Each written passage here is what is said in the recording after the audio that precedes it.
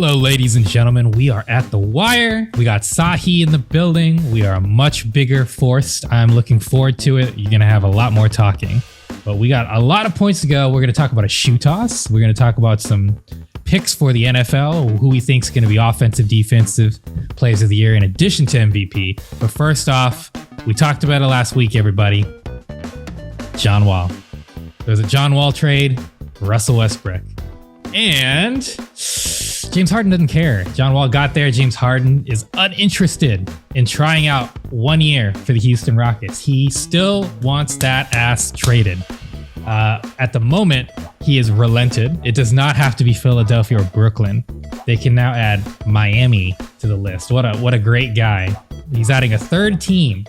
So let's go over this real quick, gentlemen. We have the Nets, the target he wants. The Nets are unwilling to trade Kyrie Irving and would only be willing to trade the supplementary pieces, which, by the way, are a great roster in itself. Having said that, Houston is not interested in that whatsoever if it does not involve Kyrie Irving. However, I have read everywhere, that's just not happening. So, Brooklyn, sorry, you're not going to have James Harden, Kyrie Irving, and Kevin Durant, although I don't even think that would be a good team, quite frankly. Kyrie needs the ball in his hand. He's not a spot-up shooter. James Harden needs the ball in his hand. He's not a spot-up shooter. So, don't think that's a good team. Then we have the next big rumor. Philadelphia. They are offering 3 first-round picks, but they will not throw up Ben Simmons.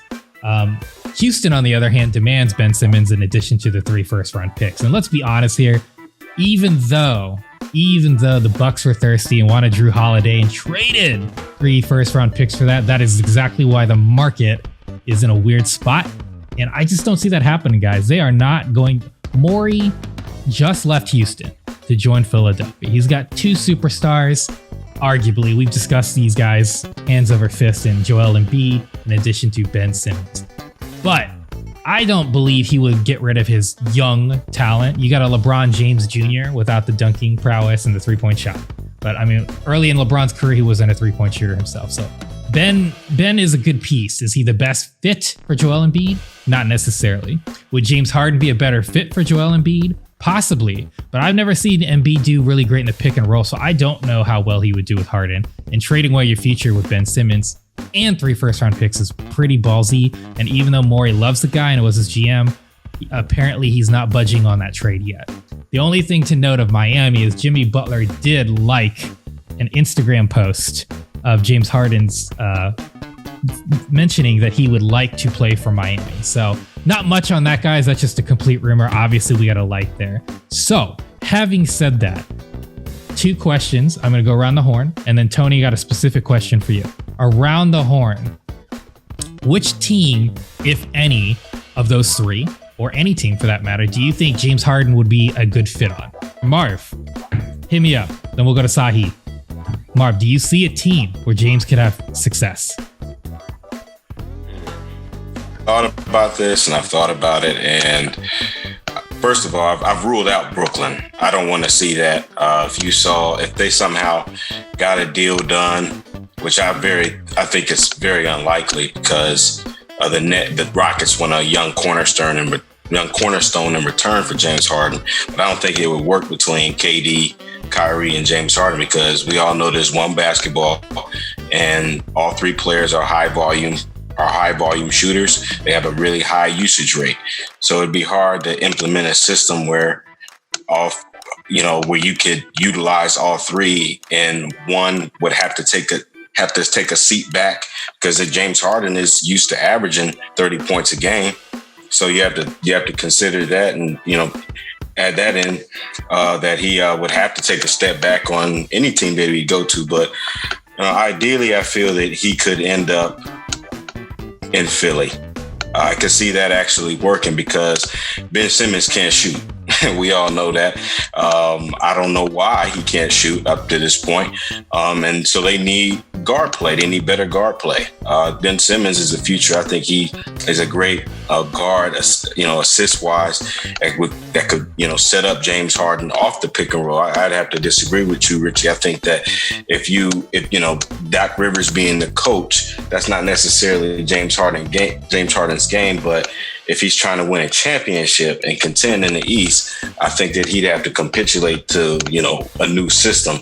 And I think Joel Embiid would be open to it. It just depends on who you'd have to move, because then again, like, you'd have these teams that have these young cornerstones, like I mentioned, like Miami. Very hard to see him going there because you have a young Tyler Hero there who's becoming a budding superstar. We saw what he did in the finals. We saw what he did all season long.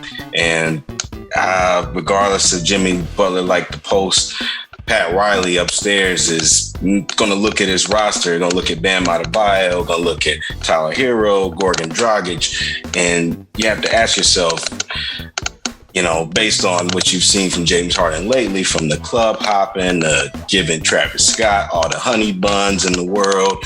I mean, he's not really painting himself to be a great candidate on a championship team. So, James Harden, he's stuck. He's stuck right now. I mean, I know he's unmoved by John Wall, but the Rockets have done everything in their power to try to build around James Harden for him to contend and to win a championship. Every move that they made, like you said, Richie, Daryl Morey, every move that they made, they asked James Harden. They considered him. But as you can see, he's getting on up there in age, and he seems to be more ball dominant than before. The greats have even said it. Kobe said you can't win that way. So if you can't get a deal done before the season, I don't know. I honestly don't know, Richie, where you end up. Like I said, Philly is ideal, but I honestly think he's stuck. I honestly just don't see him going anywhere before the season starts or even at the midpoint, because like I said, they'd have to trade they want a young core in exchange, like a star young core, like a young core of superstars. You can't just trade, James Harden for a bunch of jelly beans. It's just not going to happen. So I think he's stuck.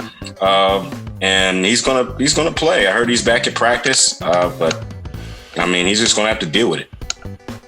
Okay, I mean, Marvin A. Smith here with the word capitulate. It caught me off guard. I wasn't ready for that, Marv. Sahe, what do you think, man? Is there a team you see James Harden fitting in with? When I think about it, it's like this: NBA final championships aren't following this guy, no matter where he goes.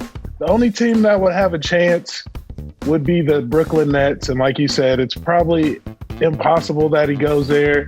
His only other shot is if LeBron was like desperate and was like, I need a James Harden on my team. Let's make the trade and get him here. Other than that, he's going to be stuck in Houston. They've got too much money invested in him. Nobody's going to trade for him. It's bleak for James Harden. He's going to put up points. He's going to be impressive, but he's not winning any championships, especially as long as we got LeBron James in the league. So he should just make his money, be happy in Houston. You know what I'm saying? Because we're looking at, it's going to be the Lakers and the Nets this year. Lakers repeating. So James Harden, just take a step back. Stay where you're at, man. All right. Strong words by Sahe. Honestly, Sahe, I think the best way I can describe the guy is what you said. He reminds me of the Charles Barkley of this generation. He puts up mad stats. He's a great player. I'm not saying he's not a good player, but he's put himself in a position where he is too good of an asset to be just swapped, and nobody wants him. Like he's too good, but also nobody wants him. So it's like you're never gonna get equal value. You're gonna have to accept something lesser.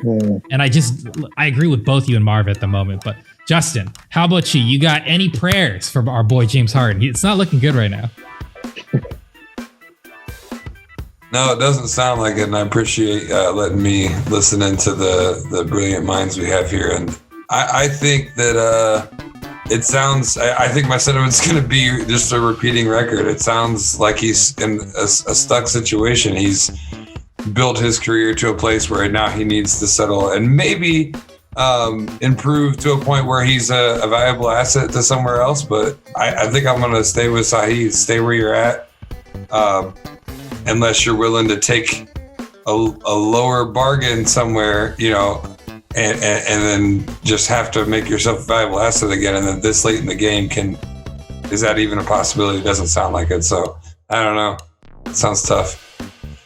Yeah, it's very tough. And a la Marvin, I think James Harden is going to have to capitulate to the Houston Rockets there, because at this point, they have tried. I agree with Marv. They've done everything in their power every year. They screw everybody, trades to try to make this work.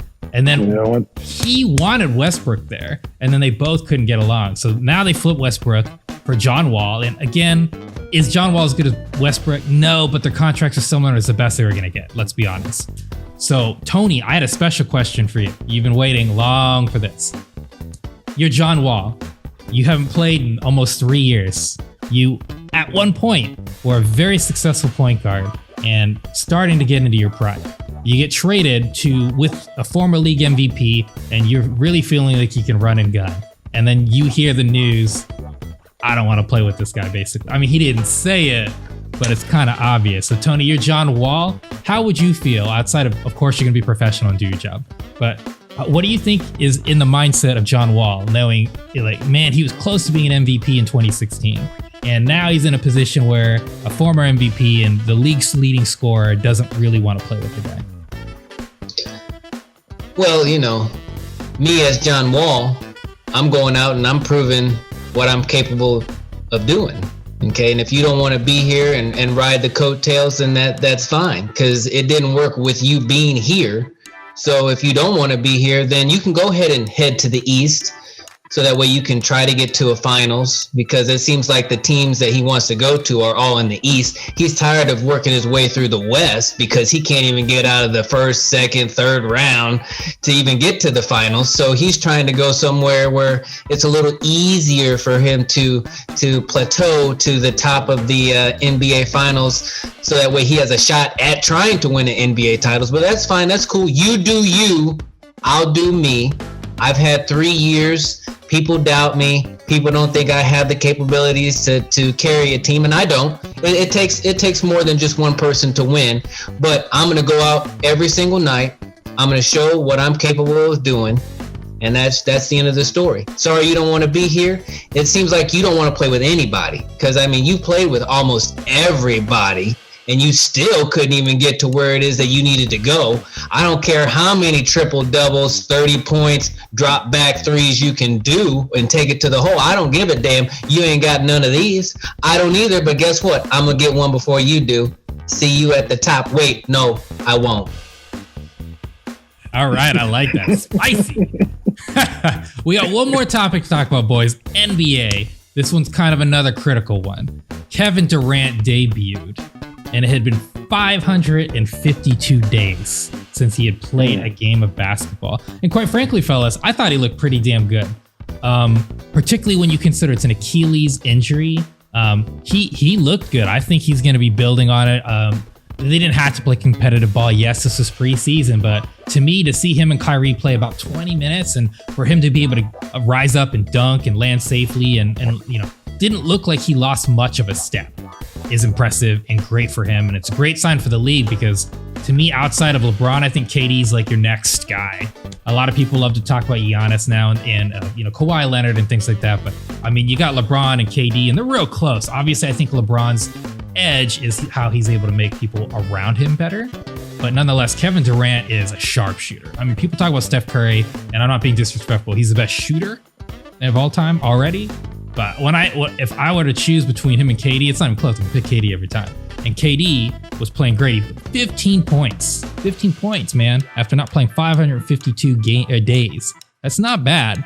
And Kyrie Irving also able to perform, and I don't know, actually did some interviews and talked to the Associated Press. I don't know if you guys have been hearing about that, but he was calling the the media pawns, and that he did not have to speak to them. Well, he changed real quick, and he was thanking everybody after they asked a question. I think somebody got to him. So what do you guys think if Kyrie and Kevin can get this together? Because Sahe's already claimed, man, Nets are going to the finals. So Sahe, we'll go to you last, because we already know what you're going to say. But I'm curious about the other guys. Tony, What do you think? Do you think Kevin Durant, if healthy with Kyrie Irving, can make it to the NBA Finals over the Bucks, the Heat, the 76ers? I mean, there's some pretty solid teams in the East now. I know the narrative's always the West, but they got to play against some teams. Toronto Raptors, it's not going to be that easy. What do you think? You think the Nets are the favorites? Oh, absolutely. And the fact that you were choking just to get out some of those teams just goes to show you that they're not all that they seem to be. You know what I'm saying? So, right now, I agree. The team to beat is the Lakers. Everyone knows that until they're dethroned. And the West is just so dominant. The East, all right, so you got Giannis, you got the Bucks, but it seems like they're like the Saints of the NBA. Like, they just get gypped every time in the playoffs. Like, it just doesn't go their way for some reason. They just can't get to where they need to go. Miami did a great job last year. Is that a one-time thing, or are they going to be able to prove that moving forward with all the young stars that they have and Jimmy Butler balling out? That's to be determined. I wouldn't put too much faith in it. I don't know, but to me, the 76ers, that's a laughing stock. That team to me, I would, if AI came back and played and was playing for the 76ers, I'd be like, hell yeah, they're going to go to the finals. But Ben Simmons and Embiid, they just need a little bit more. They're just not all the way there. It's not KD and Kyrie, okay? You got Ben Simmons and you got Embiid. They're like right here. You put KD and Kyrie, and it jumps. The skill set just jumps automatically, and the work ethic. Ben Simmons is a dog. He works hard, but Embiid, he got that mentality like Shaq. Like, hey, I'm big, I can do this. Cross-eyed, he's not cross-eyed, but Shaq is. But still, to me, it's the Nets. They're the team to beat. All those other teams, we'll see what happens. It's just an opinion, but hey, the Nets. Respect it. Marvin, Jason Tatum is not 6'8" anymore. He is 6'10" now. He grew 2 inches. He is officially 1 inch shorter than Kevin Durant now. Does that help Boston? Or are the Nets still the favorite? No, the Nets are not the favorite. And I'll tell you why.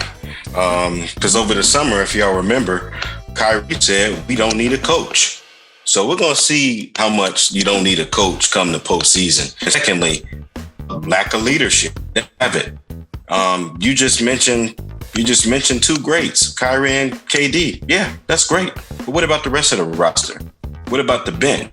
What about Karis LeVert still developing? What about DeAndre Jordan? I mean, DeAndre Jordan really hasn't had that good of a, the last 3 years have kind of been of a wash. I don't really think he's been the same since he's been with the Clippers. So you got to look at that. And then you're looking at, a first-year coach in Steve Nash. So, and then you got to look at their competition in the East. You can't just downplay their competition. The 76ers, yeah, I kind of agree with Tony. They do get gypped in the postseason. They get there, and then they kind of wet the bed. But you got a new coach in Doc Rivers, and you still got a healthy Ben Simmons and Joel Embiid coming back, so they're no slouch. The Celtics, like you just mentioned, Richie, they're going to come back. I think they're going to come back even hungrier than they did last year. I think they experienced some heartbreak in the postseason. I think they took Miami Heat for granted, and they're gonna come out even hungry. Like you said, Jason Tatum and Jaylen Brown are getting better every year. I think that getting rid of Gordon Hayward it's gonna free up their offense. Thank God, because now he's with Charlotte, and Michael Jordan paying him $120 million for 4 years. That's I guess that's a different story for a different day. But you can't forget the Miami Heat, Tyler Hero, Jimmy Butler, Bam Adebayo.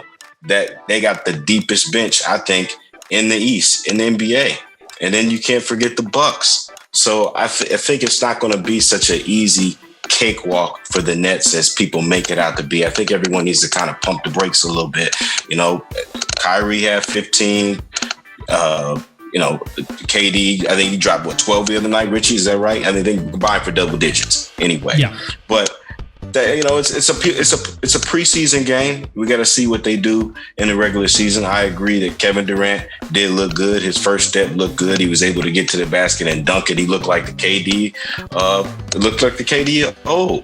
But it's just in terms of leadership, I just don't see who's the leader on that team. I just don't see it, and it's going to be even worse. Because they both are so sensitive to the media. That's going to get even intense as the season goes on. Media is not going to back off. So it's just going to be interesting to see how they come out. I don't think they're going to be a 1 seed and dominate the East. I really think they're going to, to be honest with you, I think they're going to struggle. I think they're going to struggle for a little bit.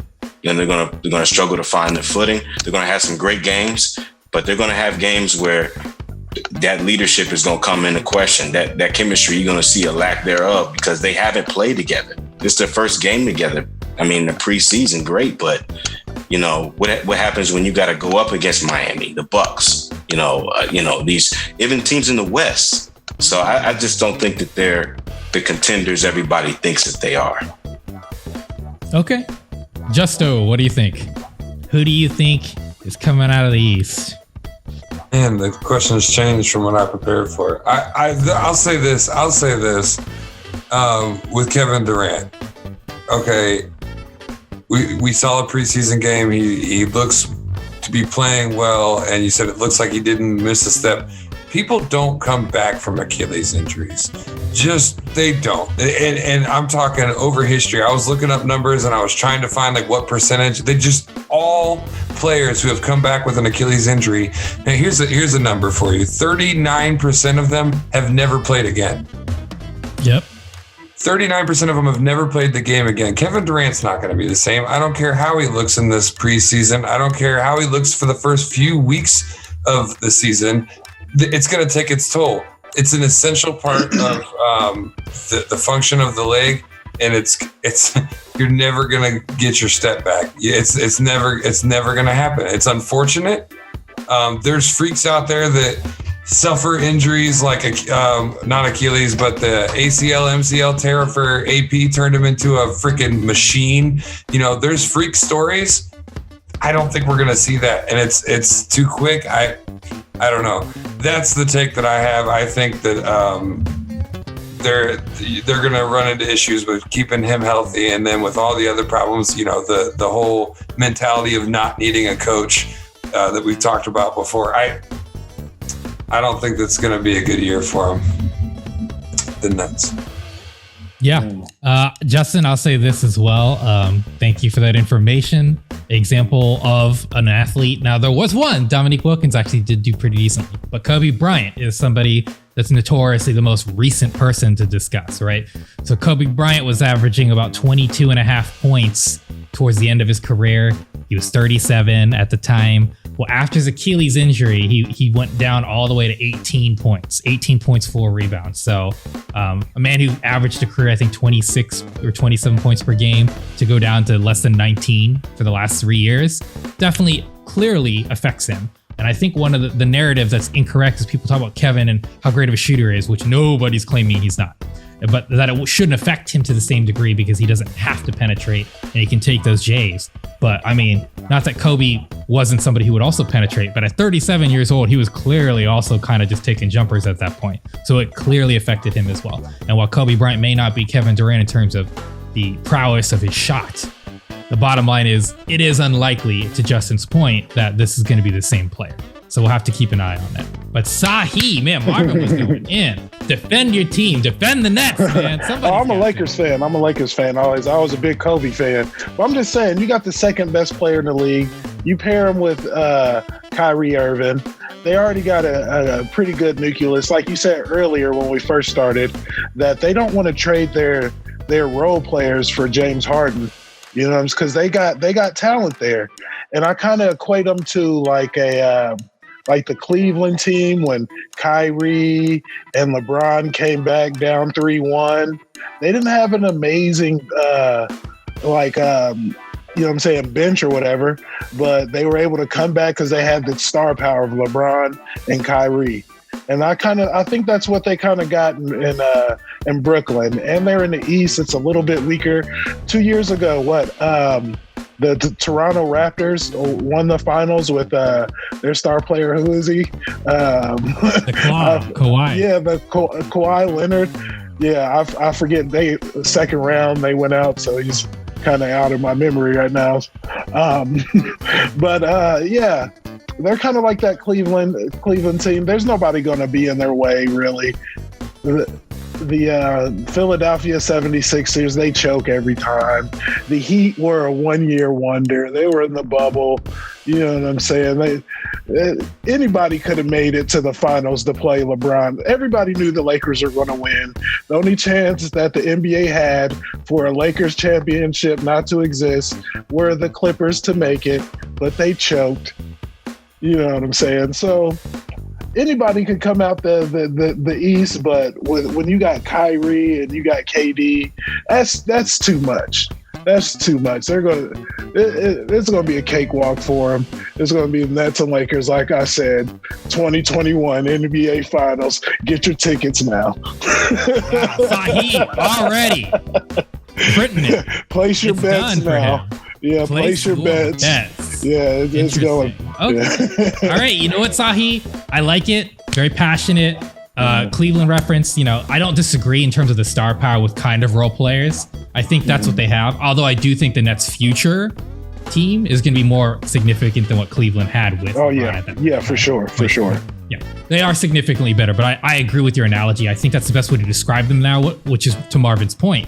If you looked at Cleveland when LeBron first joined back, they didn't just go trouncing everybody because they had to build a chemistry. These dudes have never played together. So I'm with Marvin in the sense that I do believe New Jersey's going to struggle. Because I think one thing I would like to clarify here, and I'm not a Milwaukee guy. I'm not going to sit here and say they're like the best team, this, that, and the other. Now, they always have a great record. They have the reigning MVP 2-time. And they got Drew Holiday. Now, if they'd gotten Bogdanovich like they wanted to, if that whole weird thing didn't happen, I don't see anybody beating Milwaukee, including LA. But the reality is they don't have Bogdanovich, and they just got Drew Holiday. But Drew Holiday, man, people sleep on this boy. All defensive point guard. Yeah, he's only 6'4", but dude guards Giannis. He'll guard anybody. He's a stud. He is a defensive stopper. You got Giannis, who's also a defensive monster. You got a defensive team. They're the number one defensive team before they got Drew Holiday. So defense is very important. I think let's not count them out. They got some additions. Now, so did LA. They got some additions. And I think Drew Holiday is a big addition. Will he be the difference between whether they choke or not? Absolutely not. That is going to be up to Giannis. So I think the East is just so open. I agree with you. On paper, you look at the Nets, I don't see how they lose. But the reality, to Marvin's point, is it's very possible that nucleus explodes. So to me, the East is anything. I'm not going to go with Sahe, and I'm not going to say I have a favorite because I just don't know. You got Boston. Now the albatross with Hayward gone. You've got the Toronto Raptors. Who knows what's going to happen there? Not much, but who knows? It's a possibility. Sahe's point is Miami a one-hit wonder. We don't know. But that's why I think the East is a little more fun to talk about than the West. And you know what? We will pick it up because basketball is starting, guys. 2 weeks. We're almost at the regular season. But you know what? Justin has a really interesting story, and we're going to get right up to that in a minute. You're watching The Wire. Are you tired of the mundane one subject, one point of view podcast? Have you been searching for a show that combines comedy, games, current events, and hot new up-and-coming artists? Well, look no further. The H2G podcast has everything you need to start your week out right. So what are you waiting for? Stream previous seasons now at h2gpodcast.com. The H2G Podcast, Mondays at 10 a.m. Eastern Standard Time.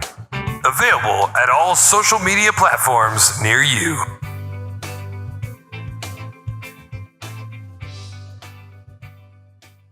What's up, everybody? Welcome back to The Wire. Yeah, I got a fun story for you guys. Definitely sports related, and I guess we'll just see what everyone's feelings. I know when officials make calls in games that generally affect the outcome, it weighs on people, especially fans. But college football has been a whirlwind. As we know, we lost the Ohio State-Michigan game out of the season roster. I mean, it's been a mess. You've heard my opinion on they shouldn't be playing. I mean, this is ridiculous at this point. But regardless, they're playing. And the 8-1 prior to this week, 8-1 Gators took on the LSU Tigers this week. And the game was decided by essentially a tackle gone wrong, a tackle by, give me his number 3, Wilson. Marco Wilson pulls him down, and it looks like as a part of the tackle, he got a hand of shoe right off of the player and then proceeded to throw it 20 yards. Okay. Unsportsmanlike conduct. Plain and simple, you would think. It's stupid. It's not a way you want to lose a game. You shouldn't be losing to LSU, being the team that you are this year, period. But what got me, guys, is Dan Mullen's defending his players after it. When it comes to coaches defending their players, I think it needs to be within reason. In a post-game interview, Dan Mullins, and I don't have an exact quote, but he said that it was a football move. He was arguing, his point was that this was an intentional, it was a football move, and it just happened to go 20 yards. I don't think so. You have to throw a shoe to get it 20 yards. And then later on, guys, and I'll pass this around to get your guys' thoughts on it, but then later on, he goes on to say, and this one I do have a rough quote on, he says, I guess the best thing that we could have done was to not play, because this year it seems that you get rewarded for not playing. And I think that's obviously a direct shot at the Buckeyes. And it's just petty. I mean, no, what you should do is just not lose to a team like LSU, because everybody else is having no problem. You know what I'm saying? They're 3-5 going into this week. You did this, and it's unfortunate that the game hinged on this penalty. It's unfortunate that you had the penalty happen amongst your roster, but you should have been in a much more established lead. I don't think they should have lost because of this penalty, and I think it was an interesting day. Let's see, Richie, what are your thoughts on the shoe toss? Well, let me start off being a little serious before I have a little fun with it. So Marco Wilson tackled Cole Taylor, who was the Tigers tight end. And what happened was, just to recap this, guys, he tackled him. And it was a great tackle, had both of his arms and basically kind of did a gator roll. And he rolled him so he wouldn't be able to extend. So as soon as he rolled him, stopped him, the gentleman gets up, Marco Wilson, and he flings the shoe out of excitement. Now, did he throw it, like a football? No, but he threw it underhanded really hard while he was getting up. It was not a football move. It was intentional. And the reason why, obviously it's a flag, is because that is Cole Taylor's shoe. He's not throwing his own shoe, he's throwing his opponent's shoe, who no longer can play football, basically, right? Because that puts it down, that was a 4th down. He does that, boom, game's over, because instead of just getting the turnover, so to speak, from stopping the 4th down play, he literally gives them a chance. The Tigers drive down the field, as Justin said. But I'm going to go with something Austin Powers once said, which is, who throws a shoe? Honestly, who throws a shoe, guys? There's plenty of things in sports that are way cooler than a shoe. And I'm going to recap some from you. DeMarcus Cousins actually did throw a shoe, but his was a little more serious because he threw the shoe because he was about to trip over it. So what he said was, next time I'll step on the shoe, roll my ankle, break it, tear an Achilles, leave it out there. I guess that's what they want for me to get into. One of my other favorites, Lou Piniella, Sweet Lou, 1990 Cincinnati Reds. He set the standard for a baseball manager to throw something. He pulled the first base out of ground, chucked it right into the right field. So Sweet Lou is the original Lou Piniella to throw a base. Loved it, loved it, loved it. It was amazing, amazing. And obviously we could go down the list of baseball managers that threw things, but my all-time favorite is not that. It's actually 1985. A gentleman named Bobby Knight. Anyone remember what he threw? A chair. That's right, a red chair. Bobby Knight threw a red chair across the court at one of the officials. To me, if you're gonna throw something, try to hurt. No, I'm just kidding. We don't condone violence here. In all seriousness, the kid made a mistake, but to me, it's bizarre that the coach would try to defend the play after the fact. It is what it is, right? To me, if you want, fine, try to argue about the semantics of it, but the bottom line is, regardless of the bonehead play, regardless of the knucklehead play, you still had the opportunity to stop your opponent, right? You cannot blame it on the refs trying to defend, a young gentleman. And again, he is a kid under the age of 21. So of course, they make bonehead plays. This is college. That's kind of the point. It's going to happen. You don't necessarily expect the kid to know better, but the coach sure as hell should know better. So having my fun set aside, it's very bizarre that a coach would try to defend the play as a football play or a motion of like the sport itself, and not just, be accountable and at the end of the day say, hey, we should have still stopped them, because they could have stopped them. That's all I got. Tony Ray, man, what do you think about the coach coming on and just switching gears, saying, maybe we should have just stayed home? I mean, to me, it sounds like he's sour. He's got sour mouth. It's a little salty. He probably needs to get a lemon, bite into that to alleviate some of that salt that he's got going on in his mouth right now, because it's just ridiculous. And it's laughable because they had the game. It was over. Well, it wasn't over, but it was 34-34. They were getting ready to get the ball back. You do a bonehead play, and now they keep the drive alive. You still have a chance to stop them, but you don't stop them. They go down the field, they kick a field goal, and then the game's over. Like, how is it the refs' fault because they got a first down and you had chances still to stop and you didn't stop them?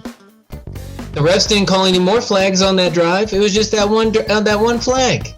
And then for you to defend it the way that you defended it, and then to call out, maybe we should stay home because that's the only way that teams get rewarded, trying to call out other teams. Stay in your MFing lane, my friend. Don't be sour because you aren't disciplined enough as a coach for your players not to be the way that they were and act the way that they did. And yeah, it was passion. Yeah, it was in the moment. Yeah, you made the tackle. But act like you've been there before. It's that simple. Why throw a game away, potential throw a game away, by giving up a first down when you don't need to do it? You should have just had a shoe, handed him the shoe, and said, hey, now get your ass off the field. And then you got the ball. It's that simple. Do less talking, do less, sportsmanship, showboating. Just let your play did all the talking it needed to do. And that was it. It should have been exclamation mark, end of story. But no, you wanted to put something else on, a little sauce. But guess what? That sauce cost you the game. And that's the bottom line. Because Stone Cold said so. I had to. No, I agree with you, man. And here's the thing, Richie, I do have to slightly disagree before I kick it over to Sahe, in that there is some level of this kid knows better. You're playing for the Florida Gators. Okay, I used to call Division II and Division III college ball, and I saw teams that understood etiquette and understood we are here to play the game and not do anything that's going to jeopardize the game just out of passion. You're preparing, playing at this level for that team with the record that they have. I mean, he's got an opportunity for himself. I think there's some to blame there. Not 100%. Everybody messes up. I get it. But Sahe, you were on several football teams and have had some coaches and interaction and some heated moments on the field, I'm sure. What's your take on the shoe toss? It's hard to realize it's actually real. Like you threw a shoe? Like what for, man? Like they're about to get off the field. It's fourth down. Like put the shoe down, man. We don't need this. We don't need this right now. I hate those kind of plays. It's just like those pre-snap penalties, you get an offsides, and it's like, man, we said watch the ball. Everybody watch the ball. And it's always that one guy that jumps, or you're at practice and the coach is like, hey, everybody on me. I'm going to, on 3, we're going to all sprint. If anybody jumps, we're going to run extra. And it's always that one guy that jumps. It's like, do we think out here? This is ridiculous. I can't believe it happened, and that's kind of what makes football so exciting. You never really know what's gonna go on the football field. That's why we tune in. It sucks for that guy and that team, but hey, we're talking about it. That guy, he's going to make plenty of great plays going forward. It sucks. Obviously, he was in great position to make the play originally. Somebody's just got to coach him up and be like, man, listen, you make the play, get back to the huddle or get to the sideline. We don't need you dancing and doing all these flips and shoe tricks. You know what I'm saying? We don't need to see that. Just play the game and we'll be fine. But that's terrible. And the coach to say those comments, we don't need it. We don't need it. Just be quiet. Florida, you said they were 8-1? 8-2 now. 8-2. Well, he knows their seasons. They're not getting into the playoffs, so talk a little smack on the way out. Oh man, Marvin, I think I saved the best for last. I'm excited to hear you chop it up, so I'm just gonna lay it out here for you. Yeah, man, it's unbelievable. I saw the play maybe 5 or 10 times, and it was shocking because, I mean, you can't even do that on Madden. You can't even make that stuff up. On 4th down, like you would throw a shoe 15 yards, unsportsmanlike conduct. Cost your team the game. I mean, Sahe, I know you said he'll make some great plays in the future, but you got to cut this kid, y'all. Richie, come on, y'all got to cut this kid. This kid, I mean, I did a little bit of research, and he really typically hasn't had a good season. He's really been burned on a lot of plays this year, and arguably the Florida fans, they want this kid cut. I mean, they gave up. I mean, you can really look at the game as a whole, right? You can look at the game as a whole, y'all, and think there's so many factors that went into it, and be like, oh, okay, the game wasn't decided on that one play, because they did turn the ball over 3 times in the first half, so they didn't really deserve to win in the first place, let alone deserve a playoff spot anyway. So, but for the coach to make the comments that he did, I mean, come on, man, shut up. Like, your team got that far, and it's not the ref's fault that you've got some undisciplined bonehead players on your roster. Either you got to cut Marco Wilson, or it's going to cost you your job. It's just one of the two. So it'll go down as one of the most controversial plays in college football history. I mean, for me, one of the biggest shoe moments was the J.R. Smith moment, when he did that during the game. I didn't think anyone could top that. But it always seems somebody will cost their team, or in any situation, just with a bonehead play. And I'm pretty sure on the wire pretty soon we'll get to controversial moments where multiple players have cost their team games. And Marco Wilson joins that list, y'all. I was about to say, Marv, I got to defend this young man. I got to. Everyone. He got to be cut. He got to be cut. Professionals also make bigger bonehead plays than even what this was. Let's clarify this. And not just players, coaches. Salalosi. You guys may not remember this. He was on the Jets. He was the conditioning coach. He literally put his foot out and tripped the gentleman that was running it back because he was so angry at his own team, right? We don't even talk about Myles Garrett already, all right? A grown man trying to kill another man with a football helmet, all right? He's a professional, okay? Yeah, but this kid's no Myles Garrett. No, and I don't disagree with you as to Marvin's point on statistics, but my point is the first word you said. Well, second word. Kid. He's a kid. Kids make mistakes, and you have to be... That's the whole point of college football. That's what makes it fun. I'm just being... Like, I'm not a college football fan. I've said it a million times over, and the reason why I'm not is because all you see is like NFL dudes that are ready to go, balling on people that are not, like Derrick Henry, for example, Marvin, right? So you see that. And there's these dudes that are just trying to have fun, and no disrespect to that. That's my point though. But like the competition is just so skewed sometimes. You only have to have one foot to catch a football. You don't have to have both feet in bounds, etc. So my point being is they're amateurs and they need to be treated as such. They're going to make these mistakes. Now to Sahe's point, it's a lack of focus all the time. That's what these penalties always come down to. But to me, the young man throwing a shoe is ridiculously stupid. I'm not claiming it's not. But I mean, even at the most professional plays, you have these egregious things and they happen. And I'm not saying it's right, but my point is like, I think that's, it's a possibility for that to happen. But to me, that's why I'm 100% on the coach is I don't understand how a coach is going to try to defend the play. Like the young man's knows he made a mistake and he looks like an idiot. Or maybe not. Maybe he thinks it's funny. Maybe he's a meme and he's enjoying the gif of him chucking that damn shoe. Who knows? I don't know the guy. All I'm saying is all athletes of all levels make this mistake, but I very seldom, outside of like Adam Gase, see a coach try to defend actions that like is just illogical. So I'm not trying to say this gentleman deserves a break. He did make a mistake and hopefully he'll learn from it. But even professionals make these kind of mistakes. I've just never seen a coach try to defend it. Speaking of coach, I do have one last quick take, and then I'll concede the mic to our next topic. We'll go back around the room here. So Dan Mullins and his after game quotes, you can take from him what you will. What do you guys think if we put him against Ryan Day say fantasy next week, Buckeyes and the Gators? What do you think would happen? We'll go around the horn. I see Marvin closest to me.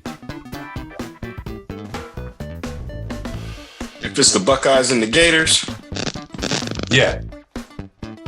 I mean, Old State all the way. I'm not about to go against my home state team. That'd just be blasphemy, y'all. I can't do that. Ohio State I think would demolish, Florida in that game. I think that, every time there's a matchup between those two, it's always it's a heated rivalry. And Ohio State's, to me, is gotten the best of Florida in history. So I think that with a, budding star in Justin Fields, I mean, they could take care of Florida. I mean, obviously what we can see, they got some bull-headed players on defense. So I think Ohio State will take advantage of that. Sahe, what do you think, man? And I bring this up because Dan Mullins was clearly saying, I guess we could have just sat out and rode this. I mean, to me, it was a direct, like I said, take from it what you will. I agree. What do you think, Sahe? If it was the Buckeyes and the Gators right now, who would take it? I'm not sure. It'll be a good game for sure because the Florida Gators play in one of the best conferences in football. The SEC, they've played more games. They have more time to gel. Ohio State hasn't played the same kind of caliber of talent, but the thing that gives Ohio State its like prowess and like standing amongst the league is they recruit the best players. They're going to have the best players like that were able to be recruited coming out of high school. So and they come out, they could perform and beat Florida. I would be nervous because Florida, they're a very speed-oriented team. You always got to worry about with Florida teams, the speed. So I think that's something that would give Ohio State problems. It would be a good game for sure, but Ohio State still has the better players. So it would just be a good game. I would just have to see it. Tony Ray, what do you think, man, if it had to happen today? Well, if it had to happen today, you got to, fill your boots up because Ohio State's about to put the foot in the mouth of the Gators. Okay, it's going to happen because the Gators, they're going to shoot themselves in the foot, all right? And if the shoe fits, the Gators will give you a quick 3. That's all I got to say. Ohio State will win. Hey, Richie, what do you think, man? OSU or Florida? I mean, here's what I'll say. Logic makes this almost impossible. You guys are some homers. I'll be honest, I'm from Ohio, and I'm not an Ohio State fan whatsoever. I went to Cincinnati, so I'm not an Ohio State fan. But I'll say this. From a statistical standpoint, Ohio State has a much better margin for turnover ratio. I think when you look at it offensively, they're very similar in terms of what their points per game, although Florida is slightly above that. And so that's why I am going to dissent, and I'm going to go with Sahe's point. The SEC, man, that's a real conference. I'm not trying to downplay Ohio State. You can only play who's in front of you. I am not saying anything bad about Ohio State. I am not. Every year, here's what I will say that's going to be a knock on Ohio State. It might get all these guys riled up. I think they are, how do I want to say this? They're the Houston Rockets of college. Hold on. They're the Houston Rockets. Every year, they are stacked with talent. And like, it's particularly when you look at the draft, when you see all these kids, every year, I swear, they have the most NFL-ready players that go into the draft and that are successful, like every single time. So how the hell do they not win? And I mean the big one. How the hell do they not win? You have the best team every year, like in terms of raw talent.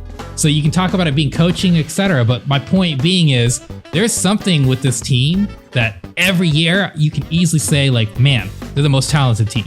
I don't think anyone would dispute that, right? The only people you can really argue with is you got some Clemsons and I guess technically Florida right now. But generally speaking, Clemson and Alabama are more historically who have the similar talents to what Ohio State brings every single year. Every single year, Ohio State has an incredible team. But where are the chips, man? Where are they? Where are they? So I'm not going to sit here and say that they can't beat Florida. I don't mean it that way. It's just there's not much to go off of. And I'm just going to be the asshole today. And I'm going to say Gators, baby. They got 4 points per game more they score. We're sticking to it. Florida Gators. Woo. Man, I think, and then I'll concede. I think one thing, and I've said this because that's always said, well, they don't play anybody. And I agree. You can only play who's in front of you. But that's also the problem. That's the answer to your question, Richie. If you have to play teams that don't challenge your talent, and then that talent has to just hop up and play teams that have been playing at the top of their game because they've had to in order to get their wins. You're at a disadvantage. So I think if it's true, which I think it is, I think it's true. They don't have as much competition as the SEC for sure.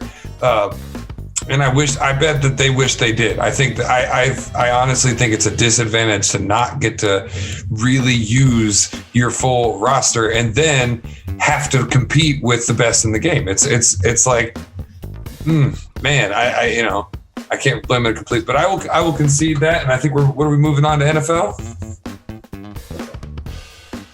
Tony. Well, I mean, before we move on to the NFL, I think we've got to talk about what Richie just said, because I don't see Ohio State Buccaneers, or the Buckeyes, sorry, as the Houston Rockets. I just don't see it. The Houston Rockets, as a franchise, has only won 2 titles. Ohio State's won 8. I don't see the comparison there. Now, you might say it might be the people that they play, but hey, you still showing up and showing out and you winning. Okay? The Gators, when's the last time the Gators won a national championship? Was it the guy that kneeled, that didn't get in trouble for kneeling? Was that the last time they won? Yeah. Tim Tebow, wasn't that his name? Something like that. When was that? 2005? 2007? Yeah, where the hell have you been? Ohio State just won. Now, if you want to compare a team to the Houston Rockets, I go with the Wolverines. I go somewhere like that. But the Ohio State Buckeyes, man, Richie, I don't know. Wait, where'd you go to school? You said Cincinnati? That's right. Okay, all right. I just wanted to see where your football down there too, though. They do have good football down there. Where your allegiance was. I just wanted to see where it was. Wow. Anyway, moving forward, we're not even going to take a break. We're going to go straight into the NFL, just because we've got some stuff to talk about. And I'm going to try to keep my tongue, tied, because I don't want to talk about a lot of things, because I'm a little pissed off because last week I made a prediction. That prediction was wrong, but my next prediction is going to be hella right. I can promise you that. All right, so the scores for last week, we had the Rams over the Patriots 24-3. We had the Titans 31 over the Jacksonville Jaguars 10. The Buccaneers got 26. The Vikings got 14. The Chiefs, wow, this was a game, guys. The Chiefs 33, Dolphins 27. Pat Mahomes threw some interceptions. I believe he had 3 in that game. The Broncos 32, Panthers 27. The Bears 36, the Texans 7. The Cardinals 26, the Giants 7. The Giants. Oh, God. The Cowboys, Andy Dalton showed up and showed out against his former team, the Bengals, 30-7. The Colts 44, the Raiders 27. The Seahawks did what they were supposed to do to the Jets, which was 40-3. The Packers 31, the Lions 24. The Falcons 17, the Chargers 20. The Washington football team 23, leading that division. Get it, Washington, over the 49ers 15. The Eagles 24, the Saints 21, and the Buffalo Bills 26, and the Steelers 15.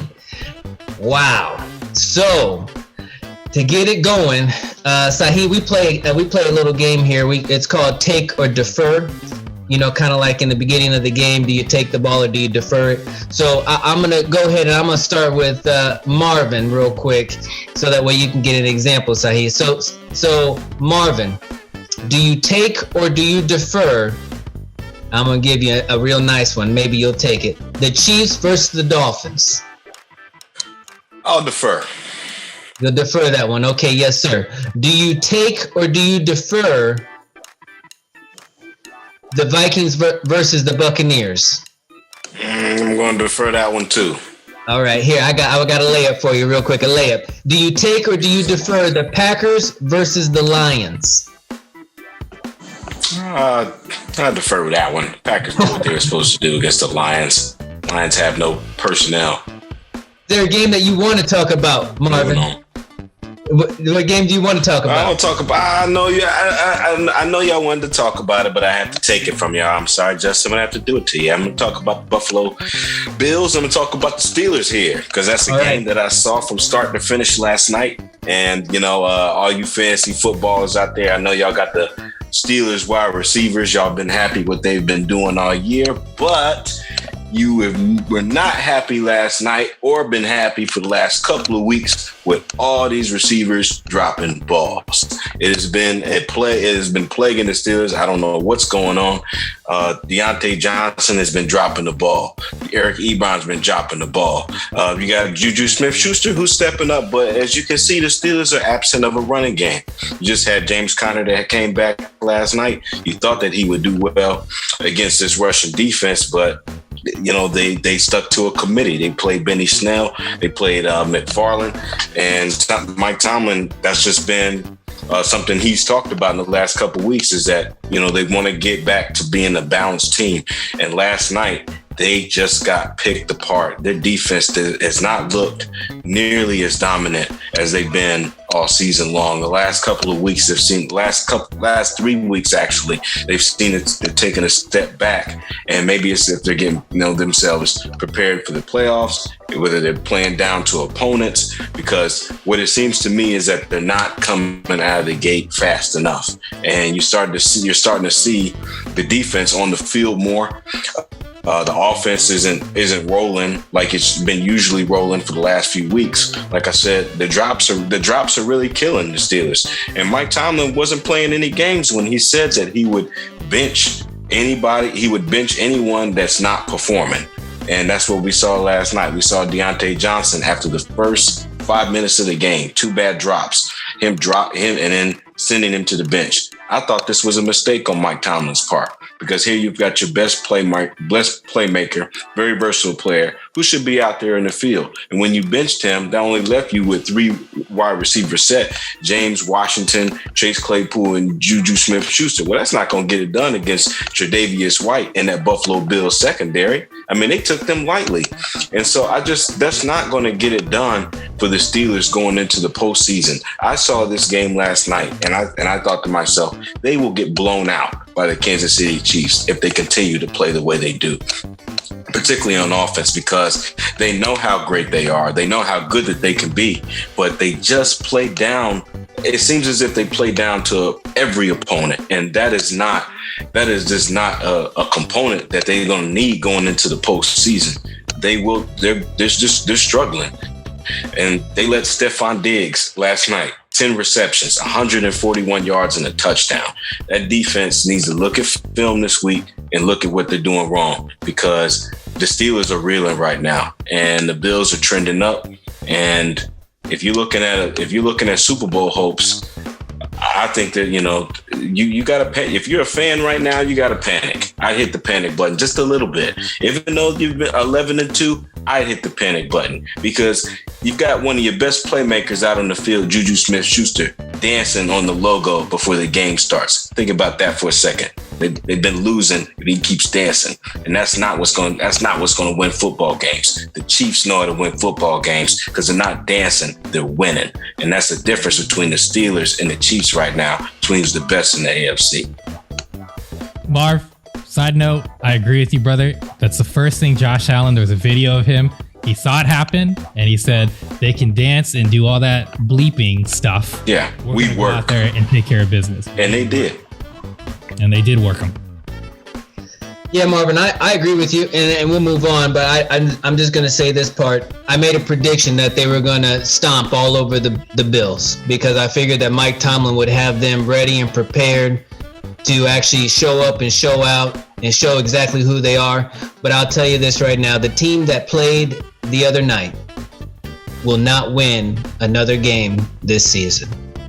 I'm just telling you right now, they will not win another game. They will go 11-5. Okay, 11-5, and they'll lose that playoff game. They'll lose to the Dolphins.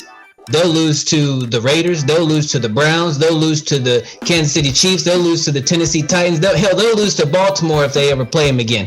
The team that played last night will not win another game. You can't win in the NFL and not be able to pass the ball, not be able to catch the ball, being ranked 31st in rushing yards. 31st in rushing yards. The Pittsburgh Steelers, 31st. Their defense is second, third, second, 8th, 7th, 1st, 2nd, 8th, 1st in sacks, 1st in interceptions, 8th in forced fumbles, 4th in fumble recovery. It doesn't matter. Your defense can only take you so far. Your offense has to show up and has to show out, because no matter what, you know how to beat the Pittsburgh Steelers is you pass the ball on them. What does Pat Mahomes do? He passes the ball. And guess what? The Kansas City Chiefs, they run the ball as well. So it can come in multiple facets. So the Steelers are in trouble. I'm just letting you know right now, the Steelers are in trouble. They've got to figure it out. And if they don't figure it out soon, it's going to this Bengals game, I'm telling you right now, this Bengals game doesn't mean diddly squat. They can lose this game. The team that played the other night, they can lose this game. And you got to play better than what you played the other night. And whatever you do against Cincinnati, if you do win, it's got to be good. You have to put together momentum. It has to be good for you to go against the Colts and the Browns. Because I'm telling you right now, those teams are going to stomp on you and show you the cockroach that you truly are. That's the bottom line. So moving Tony. Oh, no. Real quick, Tony, and Justin. I mean, you don't have to worry about next week. Next week is pretty much a bye, because we all know the Bengals are the worst team outside the Jets. So everything that you just mentioned, they'll be able to practice it next week on the Jets. I'm not the Jets, but the Bengals. You better hope they can. Listen, and I got another, and I'll take the Chiefs game if nothing else. I can segue into it if you'd like me to. But first and foremost, Marvin, you said, what's the difference between the Steelers and the Chiefs? I'll tell you what it is. The Steelers just played their third game in 12 days. They played their third game in 12 days. They're missing James Conner. They're missing Stephon Tuitt. They've got plagued injury and COVID-related shit this season. I'm not saying, I've been calling them fraudulent all season. They haven't been playing like a team that could beat a team like Kansas City. And I've got plenty to say about Patrick Mahomes. And I think that the Kansas City's probably going to do it for the AFC. However, to say that they're not going to win again this this season because of this right now. I think that they got screwed. I think that when that game got moved up, everything has gone downhill ever since, and they're backpedaling right now. Regardless of whether or not they should be in this position, I think that they're backpedaling from too much play in too short amount of time, missing key parts of their team. I don't see how they couldn't be. Okay, so a couple things. Number one, they've been going downhill before this all started to happen, okay? They were the most fraudulent 11-0 team in NFL history, okay? I'm a Steelers fan, and I'm telling you like it is. I promise you. You cannot play the way that you got me clapping like I'm a mad black girl right now. You cannot play the way that you've been playing and expect to beat the Kansas City Chiefs, because that's the team you've got to beat. But guess what? You've got to do your work on all the other teams as well, because that's how you get better. And they're not doing it. They're not showing up. They're not showing out. Every team every year goes through this span that the Steelers just went through. Okay, every team goes through adversity. Every team has injuries. Every team has COVID cases. Every team has the things that the Steelers have. Like Mike Tomlin says, you have to overcome those objections, and you have to prepare and be ready. The standard is the standard. You need to step up. That's the model for every NFL team. The Steelers aren't the on a pedestal. Like they are a great franchise, but so are other franchises. You have to plan for these things, and you have to be prepared. They weren't, and they sucked. It's just that simple. They thought they had a plan, and they didn't have a plan. You couldn't possibly plan for this season. There's no way to possibly plan to play. How can you be 31st in running? How can you be 31st in rushing? Because they don't even have their starting running back because of COVID. Why didn't you have somebody behind him just in case injuries happen? This is the same excuse that Steelers fans wanted to give last year when Ben went down. You have to have before the COVID. Yeah, you have to have people in place. I agree, but you yourself said this is a team that had the tools to figure out how to win games, and that was true up until this 3-week spiral of, not even 3-game spiral within 2 weeks, within under 2 weeks. That's what I'm saying. I agree. They're fraudulent. They don't have what it takes to beat Patrick Mahomes and the Chiefs. I don't think they have what it takes to go all the way. I've been saying that since week 1. I've said, show me something. However, I must defend, this is not the season to say that it's you can't possibly plan. I don't know how you could ever be ready for what has gone on this season. There is one team every year that plays between 11 and 12 days for 3 games. It is what it is. Usually it's the Lions, the Eagles, the Cowboys, etc., because they have to plan Thanksgiving. So that's not an excuse. Everyone has to do it. 2015, the Eagles went 3-0 in the 12 days. So it's possible.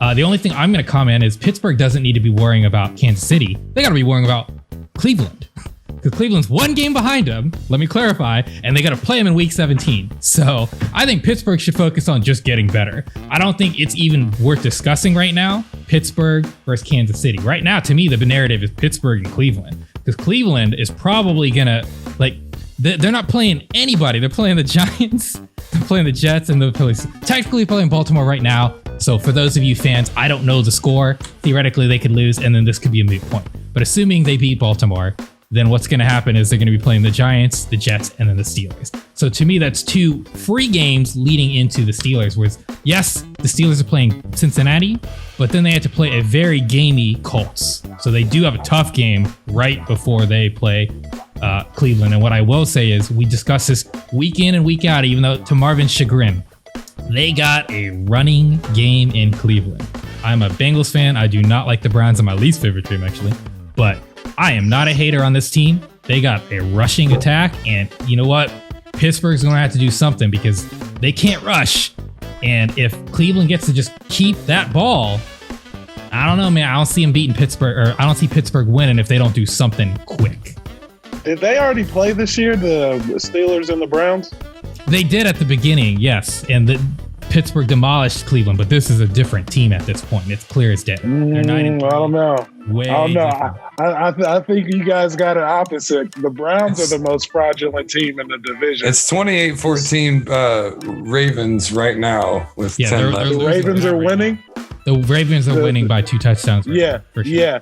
The Browns are the most fraudulent team in the division. The Steelers are going to be all right because, like Tony was saying, their defense.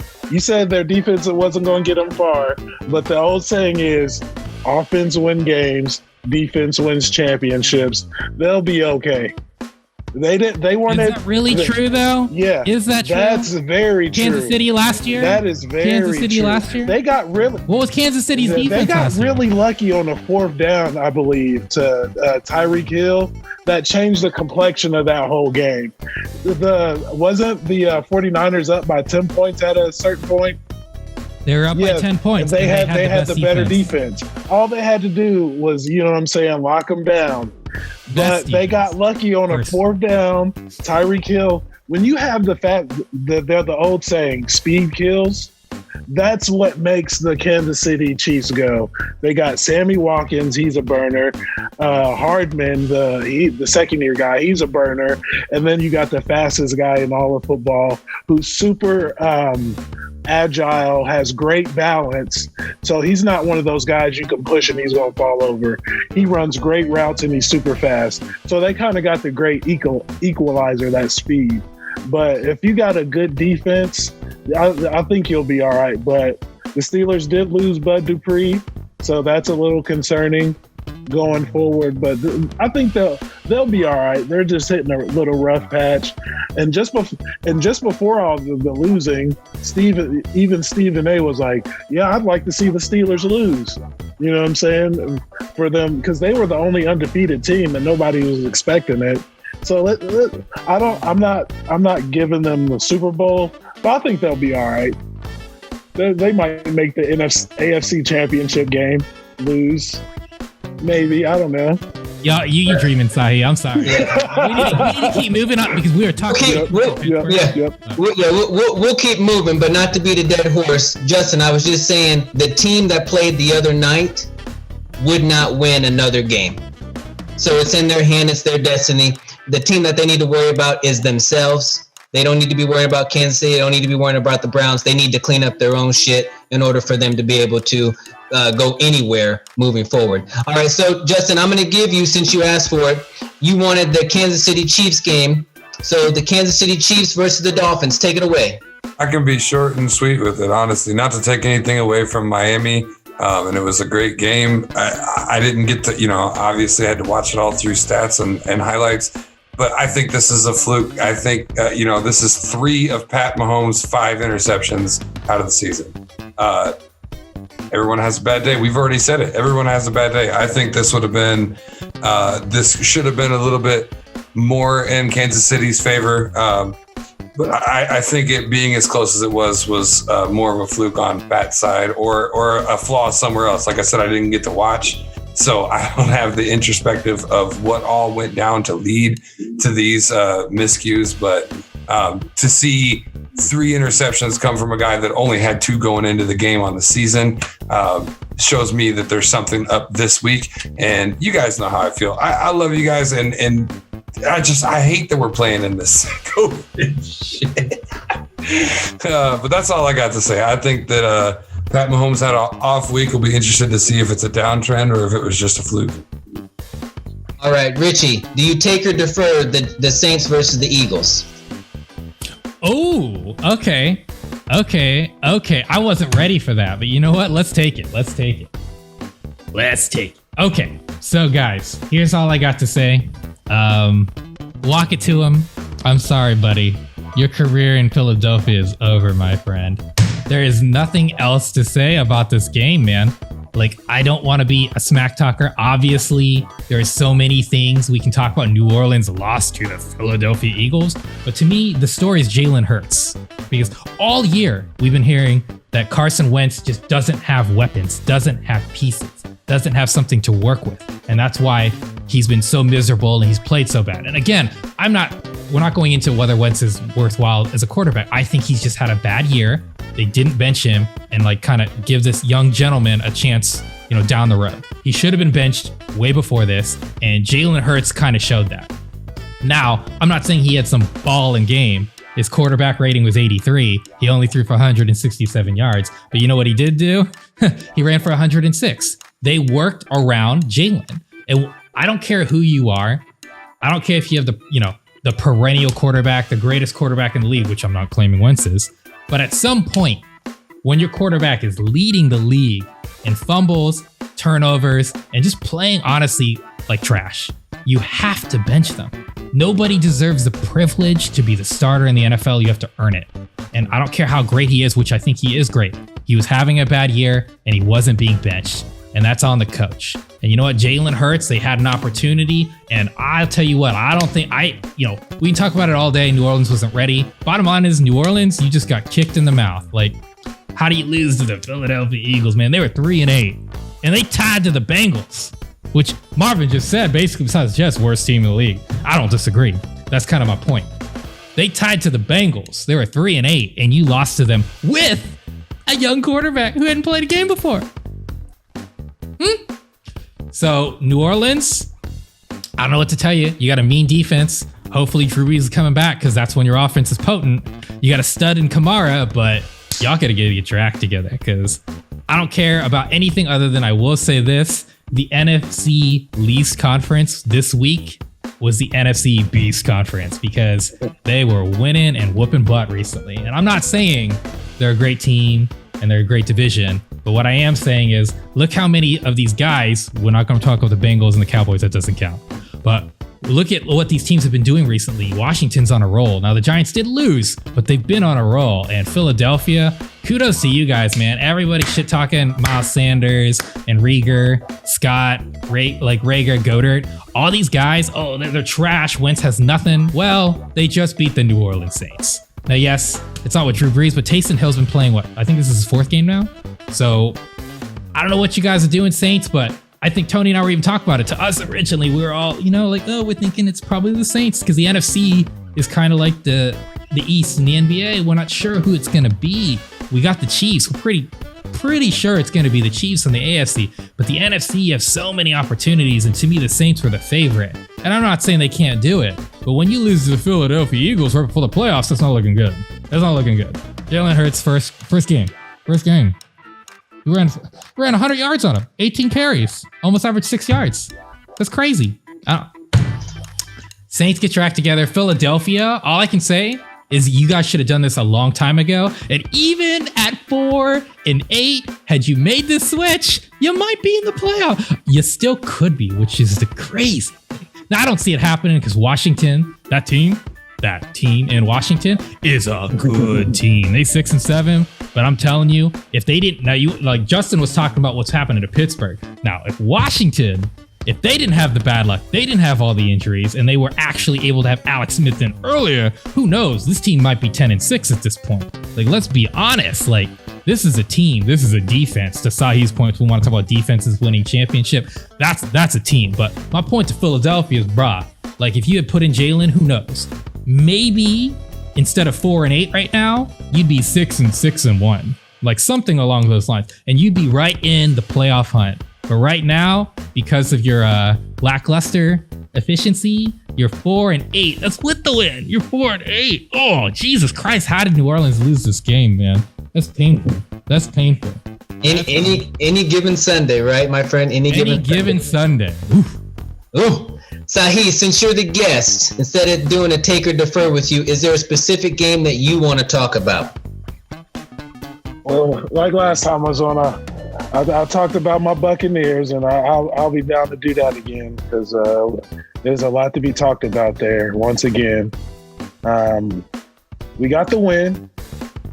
It was a good win, but it was an ugly win. I felt like the refs kind of handed us the win. There was a pass interference right before halftime on a Hail Mary that's been talked about. You've never seen called, and they got us a field goal and all that stuff. And we were talking about defenses, and I just don't see it for us this year. I know we got Tom Brady, we got LaShawn McCoy, Rob Gronkowski, and all the stars, and everybody you could have on a football team to be great.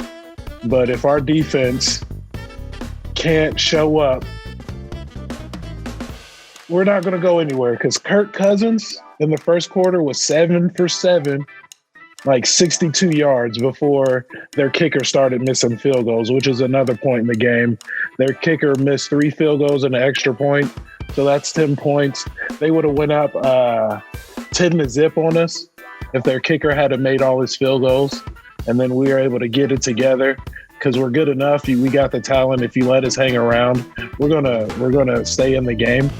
But you let Kirk Cousins go 7 for 7 in the first quarter, and Dalvin Cook go for over 100 yards for the game. We haven't given up a 100-yard rusher all year. It's just not looking good for us. And I was so excited at the beginning of the season to be a Bucs fan.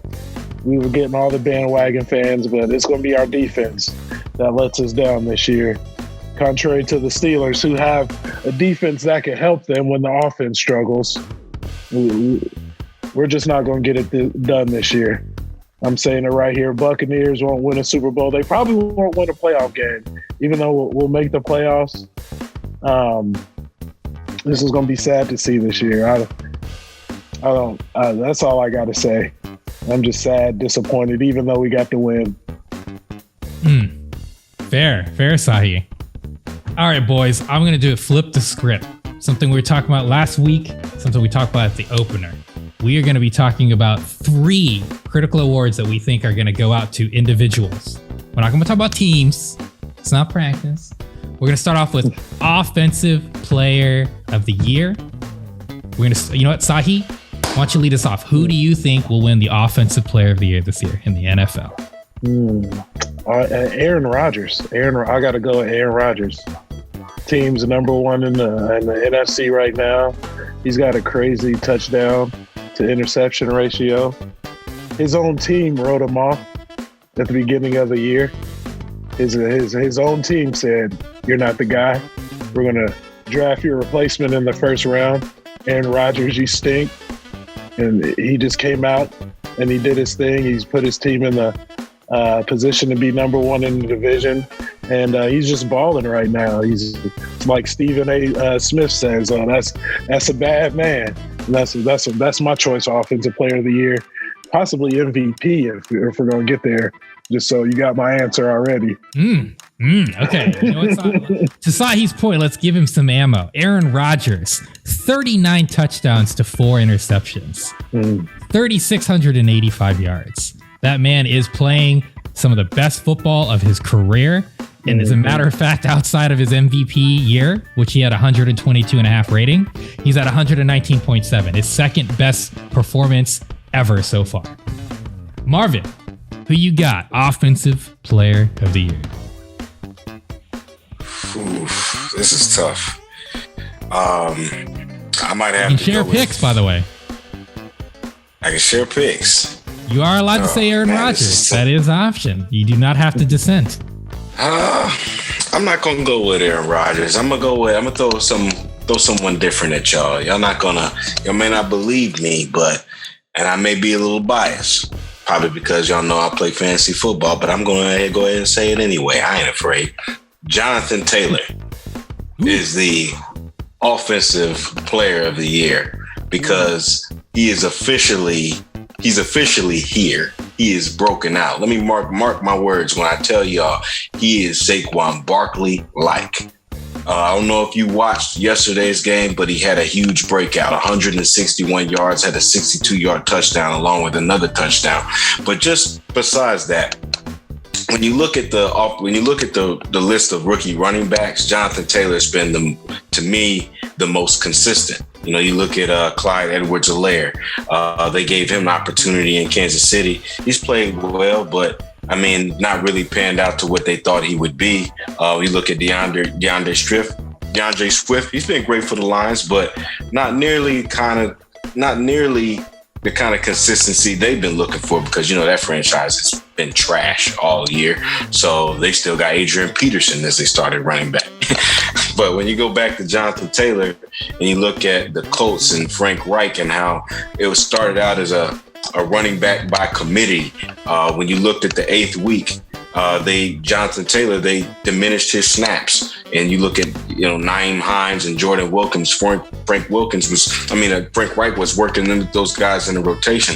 But when you look at Jonathan Taylor and the opportunity that he's worked with Marlon Mack being injured, he's fully just taken away with it. He's fully taken away with this lead back role. He's officially the RB1 with the Indianapolis Colts, and I think that he's going to make noise for years to come. And I think this year, I think that he's going to take the Colts to the playoffs, and they don't make it there really because of him.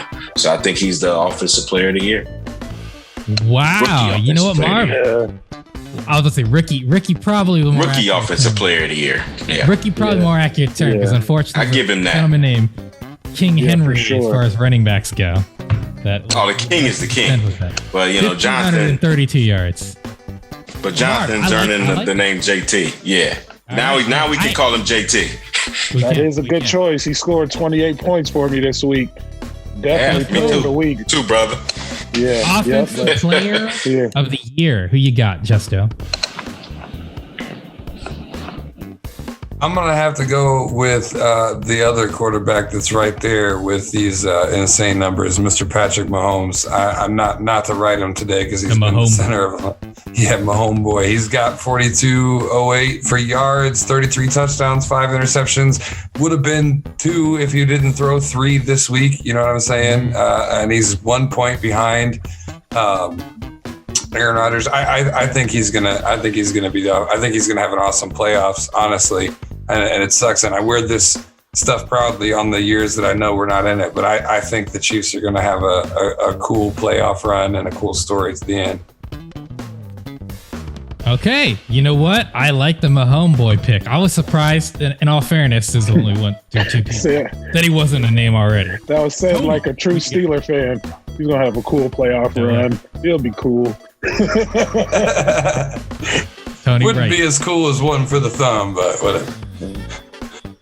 My offensive player of the year is the head coach of the Eagles for benching Carson Wentz finally. That's my offensive player of the year. Get Hurts in there. No, but on the real, it was a toss-up. I wanted to go with Stephon Diggs so bad just because he's already got 100 receptions. His touchdowns are a little shy. It's like 5 touchdowns. But I was thinking about the people that they were playing, but if I don't go with Kelsey or I don't go with Hill or a quarterback, I mean, that's the way that it goes. My MVP is a quarterback, so I'm going to go with my offensive player of the year with 14 touchdowns, only been thrown to 77 times. Okay, he's almost right there with Travis Kelsey, but it's Tyreek Hill. That's a bad mamma jamma. 14 touchdowns. Okay. Dude, when he gets the ball, all he knows is end zone. That's all he knows, okay? Goes from 0 to 25 like a cheetah. The boy is fast. That's all I can say. Tyreek Hill is my offensive player of the year. And you know what? The Kansas City Chiefs, they have, one more kind of challenging game. I guess every game can be challenging depending on your preparation and your mindset, but you should stonewall the Falcons. That now you play the Saints, but guess what just happened to the Saints? Oh, goodness gracious. You never know what happens any given Sunday. So I'm going with Tyreek Hill, even though everything tells me to go with probably Kelsey. I do like Diggs, but I'm going to go with Tyreek Hill. You know, Tony, I am glad you said that because honestly, before anyone said anything, Travis Kelsey was my pick. I want to say something very serious. He is first in yards. Only DK Metcalf, he's 70 yards behind him. Travis Kelsey, if he is able to pull this off, will be the first tight end in NFL history to lead the league in yards. He is 5th in receptions. He is 6th in touchdowns. Now that bad boy has 14. Kelsey has 9. Kelsey is a beast. Now, he used to be a yak character. He can make those catches and get the yards after. He no longer has that ability, but man, he is smooth at running those routes, and he is the predominant reason that offense succeeds. To Tony's point, and we talked about it, Sahe mentioned it too. I mean, we already know the barn burner and what he's good for that go route. That's what he does. He just boom, you go. But if Kelsey's not there to pull them linebackers and get those, move the chains like he does, they don't succeed. Yeah, Patrick Mahomes is incredible, and I take nothing away from him. But Travis Kelce was doing this before Mahomes was here. Travis Kelce has been the best tight end for 6 years in the NFL. I don't think it's been close. And now that he has Mahomes and you see their chemistry, they're just getting better, both of them together. Now, Kelsey's getting older. He's already 31. I love my boy. He's, just so you know, Bearcat, Cincinnati. I love Travis Kelce, always have. I don't see, as to Tony's point, he has no chance of getting MVP, but I think that's why he can get this Offensive Player of the Year. If I don't think it's Kelce and there's one boy, we all didn't get the opportunity. Unfortunately, there's too many plates. Derrick Henry, you've been balling out, brother. You could easily get it too. Let's move on to my favorite pick, Defensive Player of the Year. And we're going to go round robin reverse order. Tony, who is your Defensive Player of the Year? Well, guys, I really wanted to pick Howard, the cornerback out of Miami, who's got 9 interceptions right now, but 9 interceptions. But I gotta go, with my boy Aaron Darnold. I'm just so sorry to say this, but this boy is a bad mamma jammy. He's got 12 and a half sacks, okay? TJ Watt's behind him with 12, all right? You got other people that are behind at 10 and a half. But these other players don't get the blocking that Aaron Darnold gets. I mean, the dude is a nose tackle. Nose tackle, all right? It's insane. A nose tackle has 12 and a half sacks right now. Not an edge rusher, not a linebacker coming up from the side. What the hell is going on? This dude is a bad mamma jam, and I wouldn't have picked him unless Richie brought it to my attention. I had to do some research, and dude's been bad ever since he came in. Okay, and I'm sure Richie's going to get more of the details there. I could have easily gone with TJ Watt, but TJ Watt is not Aaron Darnold, and I definitely wanted to go with Howard, but this kid has a chance to do possibly 12 interceptions this season. 12 interceptions. It's crazy. Dude is unstoppable. Who's throwing it on this side? Why are you even throwing it to this guy? But enough about Howard. It's not Howard. My defensive pick is the Donald. The Donald. A different Donald, but nonetheless, the Aaron. Justo, who you got? Defensive Player of the Year. Oh, man. Well, you said 2 of the ones that were being tossed around, and then the one that's just behind them that I think might possibly, depending on how they play, and I'm watching them somewhat play right now, I'm going to say Myles Garrett. I'm going to say he's definite contender still. I think he's right up there. I mean, we know he can get a little heated, but we think that there was some ulterior motives there, but the dude's a monster, man. 25 solo tackles, 10 and a half sacks. I mean, I'm going to go with Myles Garrett. I think if the Browns continue down the route that they've started, the momentum they've started to create for themselves, he might have the opportunity to take away Defensive Player of the Year. Okay. I love that boy. All I'm going to say is this. 10 and a half sacks in 11 games. 2 less than TJ Watt and Aaron Donald. So he is behind, but it's because of, as we've discussed, COVID, that he was inactive for 2 games. Myles Garrett is an awesome choice. Marvin, who you got? It's not hard, man. I'm going to have to go with Tony on this one. I have to go with the Donald.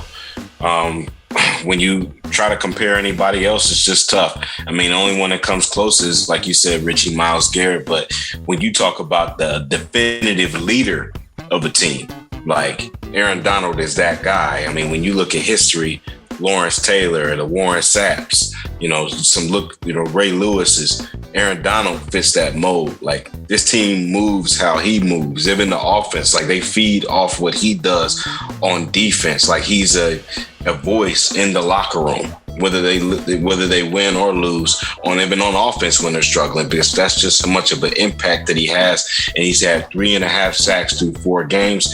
He's leading the QB in QB pressures. I mean, he's just like, you have to have a game plan to double team him, because like Tony said, he's a nose guard and he's just going to get to the quarterback. They wouldn't be as far as they are this year without him. They've got Jalen Ramsey out there. But when you look at the front as a whole, Aaron Donald is a clear-cut, man amongst boys, the alpha on that team. So I think that he's going to do what J.J. Watt and Lawrence Taylor have done, and that's win 3. Okay, we got 2 for Aaron Donald. Sahe, who you got Defensive Player of the Year? Now, this is a hard question, because when I think of Defensive Player of the Year, I'm thinking somebody that's just dominating the league, like a Revis Island or Lawrence Taylor or something like that. Aaron Donald, like you guys said, he's had a real successful year. Out of all the football players, he's probably the best football player, just because of his size, you know what I'm saying, his ability, the position that he plays. And his ability to get to the quarterback. But there's a lot of players playing good defensive ball right now. You got Budda Baker. He's really come on strong.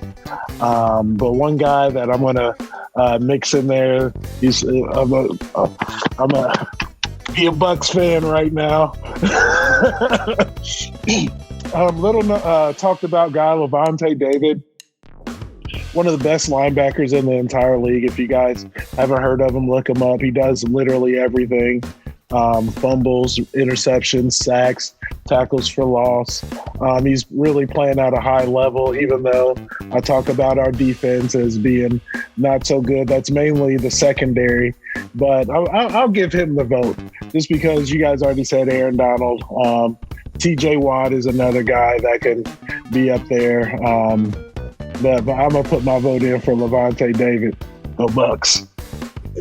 You'd put David over White? Devin White?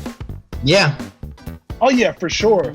The longevity of Lavonte David, I'm throwing that as a factor in there. I like Devin White's speed and his leadership and all that. This is only his second year. Not having a preseason and off-season workouts the way they normally should go, I think it's kind of hindered his ability to really be at his full potential for this year. So going forward, I think that's a guy the NFL needs to watch out for, Devin White. But this year, I'm going to go with Lavonte David. Okay, no problem. I was just wondering, because he's got like 19 more tackles. He's got 3 or 4 more sacks. They're tied for the same amount of tackles of loss. That's a bad mamma jamma. Lavonte David, I'm going to say he opens all that up for him. You know, okay. Focus on Lavonte. Devin White gets to slip in there and make some of the other plays. I got you. So he's the AB and Devin White's the Juju Smith. I got you. Yep. Fair enough. I appreciate you giving us a little insider football there with that one, Sahe. I'm not a huge Tampa fan, so good to learn those types of things. Honestly, guys, I mean, beforehand, I already told you who I planned on picking, but there's some people I want to give some quick shout outs to. TJ Watt. I very much underestimated this kid. This dude is a perennial future type player. He might be an Aaron Donald or maybe even his brother at that point. It's possible he could be a similar JJ Watt. Now, I'm sure you Pittsburgh fans hope that happens, because, I mean, let's be honest here.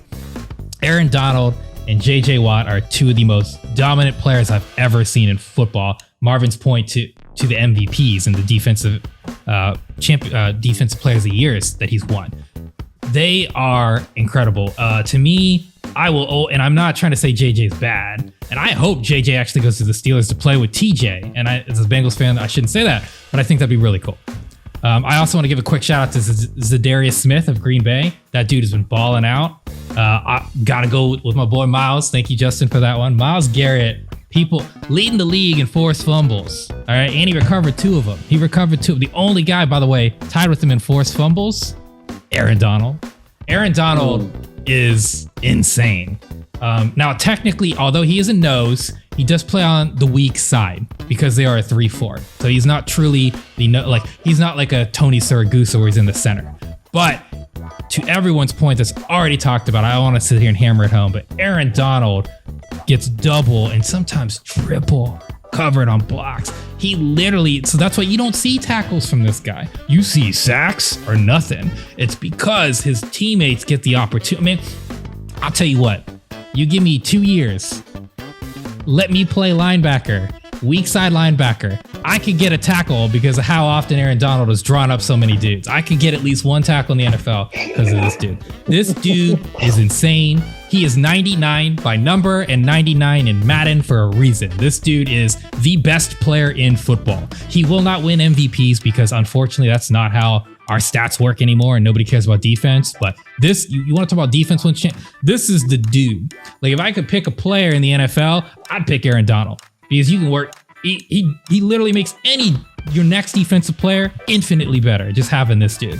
This dude is the catalyst to any defense. He's the best nose tackle probably in history already, like genuinely speaking.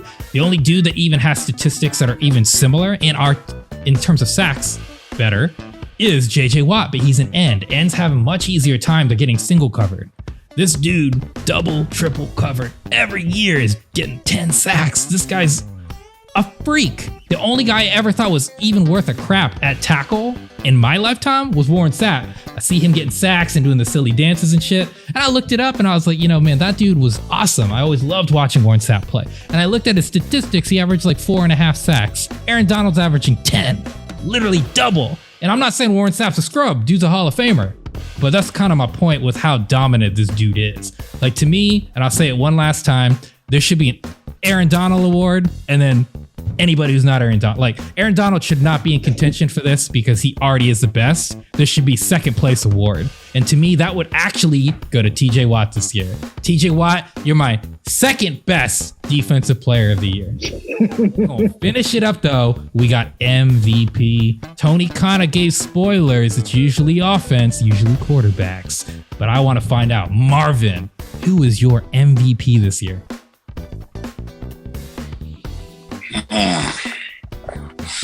This is tough. Kind of put me on the spot with this one. MVP, if I really had to think about it, who's been the most valuable to their team? I would have to say,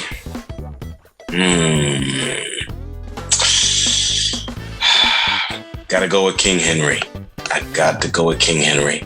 When in doubt, you go with King Henry. I know I said Jonathan Taylor's an offensive rookie player of the year, but I mean, Derrick Henry makes the Tennessee Titans go. Like he is the epitome of that team. Like he is the rushing king once again. There's nobody that's near him, minus Dalvin Cook. But the reason why they are in contention the way they are is because of his play.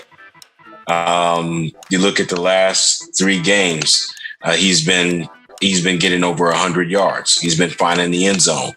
They've been able to balance the offense out. If you ask me, the run game has made Ryan Tannehill better. Ryan Tannehill is able to get the ball out of his hands to Corey Davis or A.J. Brown. So they're able to have a balanced attack. But all that is impossible without Derrick Henry. I mean, Derrick Henry is dragging defenders. He's literally just going up the hole. He literally just is so big that you can't take him down. He's getting better every year. People were starting to write him off, years ago until he had a conversation with Eddie George, and that just changed everything for him. So Derrick Henry, once again, they can make some noise if they make the postseason because it's Yeti time. It's King Yeti time, and these defenses that they've been exposing all year long. Now the Titans have lost some games, but when you look at the postseason and the AFC and how it's set up, if I was the Kansas City Chiefs, now we've talked about them being Super Bowl contenders. If the Titans somehow meet the Chiefs in the playoffs, the Chiefs have no one that can stop Derrick Henry on. They don't have the rushing defense to do it. And if the Chiefs go down 21-0, it's going to be uphill climb for them. They have to put the weight on Pat Mahomes, but those 3 touchdowns are going to come from King Henry. They possibly will, because nobody in that defense can stop him. And there's not too many rushing defenses in the AFC that can stop King Henry once the postseason starts.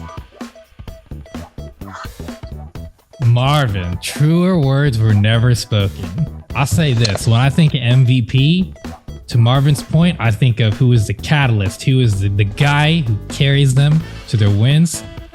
Good choice, my friend. Sahe, how about you, man? Who do you think the MVP this year will be? I said it, Aaron Rodgers. He's got to be at right now. It's something that for me, it's going to change from week to week. You know, he's just the best player on the best team right now. So we'll see what happens next week. You know, or towards the end of the season. I think the next 3 weeks will determine who's going to win it. But for right now, it's got to be Aaron Rodgers. He's the best player on the best team. You know, Patrick Mahomes is right there. I think that's who's battling for it. Russell Wilson was in it for a little while, but he kind of dropped off. He can thank his defense for that. He had to be too creative. He had to overcook. So that kind of, all that sauce, he got drowned, so he couldn't stay in the race. So we'll see. It's going to be a battle between Patrick Mahomes and Aaron Rodgers to see who's gonna get it. Okay, I like it. Aaron Rodgers. You're sticking to it. Most consistent, technically has best statistics by far right now, and is balling out for sure. Justo, who you got, man? MVP. Man, it's tough because I think that there could be that awesome story that I talked, the typical Steelers dispute that I laid out earlier. That awesome story of Kansas City all the way through, and then Pat Mahomes, Offensive Player of the Year, MVP, and Super Bowl champion. I could definitely see that story happening. However, in the terms of most valuable to your team, I'm gonna agree with Sahe, and it's because he's doing it, and Green Bay knows how. This organization knows how to have a solid rock quarterback. They've done this once before, where they've had a solid rock quarterback that just doesn't get old, that doesn't stop being dominant. And some might say, and I might be saying, I don't know if I'm saying, but maybe a little more dominant and a little more of a solid rock. And overall, you know, I think Aaron Rodgers is a legend, and we're privileged to keep getting these seasons out of him. And you know, I can't wait for his first Levi Jeans commercial. All right. Tony, who you got? MVP. Well, you know, everyone's brought up a good point about Aaron Rodgers, and you're right, Justo. He's definitely a lot better than the Rock that they had before because he's more efficient. Because that other Rock turned the ball over a lot. Okay, he actually owns the record for that. But I want to bring up something real quick, and I'll make it short and sweet. Imagine if the Houston Texans had a better record. Imagine if Deshaun Watson didn't get sacked 39 times and just cut that in half. We would actually be having a conversation about Deshaun Watson as being one of the most valuable players. But because the record doesn't show for what he's actually putting in, he is 9th. Okay, he is 9th right now for touchdowns. He is 3rd for the least amount of interceptions thrown. He's 2nd for yards thrown, and he is 5th for completion percentage. But that's not my MVP because you can't be the most valuable player and have the record that you have. So I got to go with my boy that actually has a record, which is Patrick Mahomes. Okay. If you take Patrick Mahomes out and you insert, I don't know, let's say Alex Smith, what kind of Kansas City team do you have? A team that goes to the playoffs, a team that doesn't go to the Super Bowl. Okay, so you put Patrick Mahomes in with all those weapons, and he can actually utilize those weapons. Man, he is a bad mamma jamma. I'm just telling you right now, my pick is Patrick Mahomes. Aaron Rodgers is very valuable for his team, but Patrick Mahomes, to me, if you take him out, you still have all these great weapons. You might make it, but it's going to depend. You might get a Jimmy Garoppolo that goes in there and just throws the game away. I don't know what kind of quarterback you have. You got to have a quarterback that has the right kind of mindset, and Patrick Mahomes has the right kind of mindset, just like Aaron Rodgers does. It's going to come down, like you both said, Justo and Sahe, it's going to come down to Aaron Rodgers and Patrick Mahomes. If Derrick Henry can ball out the next 3 weeks and somehow gets over the 2,000 mark, maybe like 2,100-ish, adds about 5 more touchdowns, you might see that go to Derrick Henry. But as of right now, because I mean, the Tennessee Titans wouldn't be the Tennessee Titans without King Henry. Okay, that's the bottom line, because Stone Cold said so. I took that from you, Justin, because you said it earlier. But my pick is Patrick Mahomes. I think it could be decided by the Super Bowl. I mean, that's probably what's going to happen. Here's what I'm going to say. I loved all the picks. Honestly, you got me to Deshaun Watson. He was 4th in QBR, by the way. Deshaun Watson has been lights out. It's hard to, I'll put it this way. I think it's going to be Rodgers and Mahomes. I like King Henry, and he has a chance. I think Marvin's, when it's not a quarterback, once in a blue moon, you get a running back. It's possible. It's possible. And I love that pick. I love running backs. I love a defense and a running team. Like, that's what I love. And I'm kind of going the opposite direction on this, because I'm actually saying, to me, the MVP, even though he's not going to get it, is Josh Allen. I think this kid is balling. I think this kid has and we talking Pittsburgh Steelers. We talking like the kid is the 24th best running back in the league. He is doing nothing. All right. Like, I'm not trying to be disrespectful to Singletary, but man, Josh Allen is carrying them. Don't get me wrong. We got great players all across the board. You got Aaron Jones. Like, there's so many talented running backs and receivers and all these dudes, but like Stephon Diggs is looking incredible. And I'm not trying to say he's not amazing. That dude is a baller. But that's Allen and him have just been on fire, and nobody's giving them any respect. And I'll tell you what, man, I love me a new face. I mean, we already know there's Travis Kelce. We already know about Tyreek Hill. I mean, we already know about Devontae Adams. We know about Aaron Rodgers. We know about Mahomes. Like, we know these guys exist, and we know what they offer. But I'll say this about crap talking on Kelce right now. Without Mahomes, he didn't do anything. He just got a bunch of yards, right? Like, he just got yards. Quarterbacks matter. Quarterbacks absolutely matter. Patrick Mahomes was playing great. He had an anomaly game. Aaron Rodgers surely has been playing more consistent, and because of that, has the better statistics. You can't argue with those two guys, and I do think it's going to come down to those two. But I'm very disappointed that Josh Allen hasn't gotten any recognition, quite frankly, because, man, did anyone expect Buffalo to be where they're at right now? Honestly, no. I really don't think anyone did. Somebody had not to. Where they're at yet. Tom Brady left. Buffalo fans. Tom Brady left Maybe the division. Buffalo fans. Somebody had to rise to the top.